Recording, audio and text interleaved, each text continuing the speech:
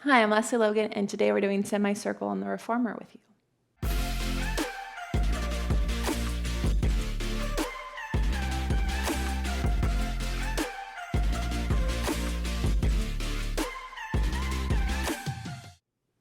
So semicircle can be done with the bar down and the bar up. I'm going to show you both. I prefer the bar up for my body for a few different reasons, but we'll do both. So the bar down is definitely where you want to learn it. It's got a lot more security to it, and where you place your springs is really important for comfortability. I have two heavy springs on the outside, so no spring in the middle. So those of you who have springs that are different colors, when you're putting your springs on your reformer, you might want to consider that your butt's going to have to go through them, and you might not want a heavy spring directly in the center, right? So headrest is up just because of where we are in the order, and then even though you're not going to necessarily use it, you lie on your back and you shimmy out. So I would put the balls of your feet on your foot bar and your heels together already. You want them in place, and then you shimmy out. Hands need to be slightly above your shoulder, so not way down at the base of the shoulder rest, but kind of in the mid to upper part. And then just double check you're not locking your elbows. Now for me, it's easy for me to lift my lower back here and then my knees splay and I'm not necessarily connected. So I kind of push out a little bit to get my length in my waist. I get a reach through my spine, and then I can narrow my knees off and really hug my heels and lift them up. So the goal is to keep them up the whole time. So as I roll down through the spine, I'm articulating and I'm trying not to move the carriage at all.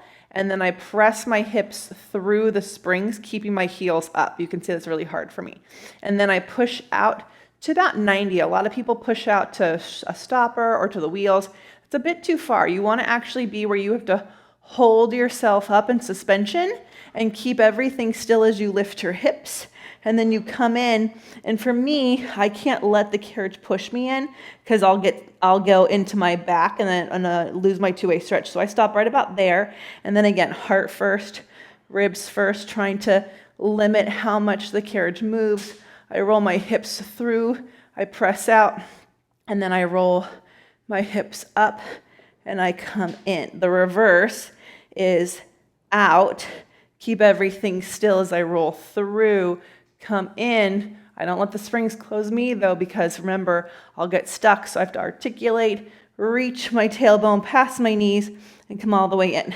And you can do 2 to 3 in each direction, right? And then for me, something I'm practicing, and then you would just stretch, right? Something I'm practicing, we'll do with the bar up now, is that I feel this mostly in my legs. Now I'm a runner, so there's a big stretch there, but you should feel your upper body too. So I have to do a lot of practice in connecting and reaching from my upper body. So with the bar up, it's just different, a little bit harder.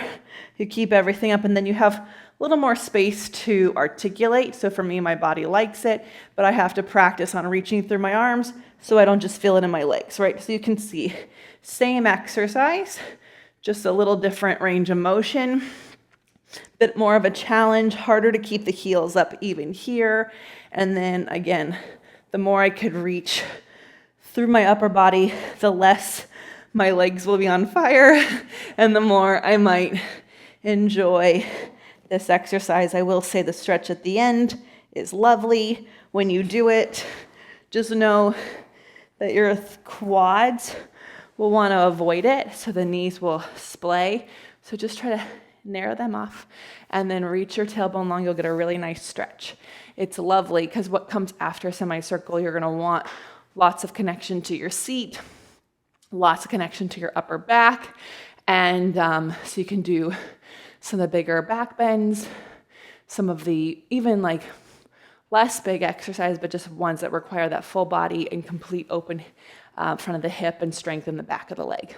I'm Lesley Logan. For more videos from me, please subscribe below. Thank you so much for watching this. I'll see you next time. Hi, I'm Meredith, and I'm one of the people creating onlinepilatesclasses.com. One of the things that I love most about this project is that we're building the very first free online catalog of Pilates exercise how-to videos We release 3 new videos each week. People often leave comments asking Lesley to explain a specific exercise, and you can do that too. And if you love watching these videos and believe in the project of creating this catalog, you can support it by joining Lesley every week in her online mat and reformer classes. Just go to onlinepilatesclasses.com/subscribe.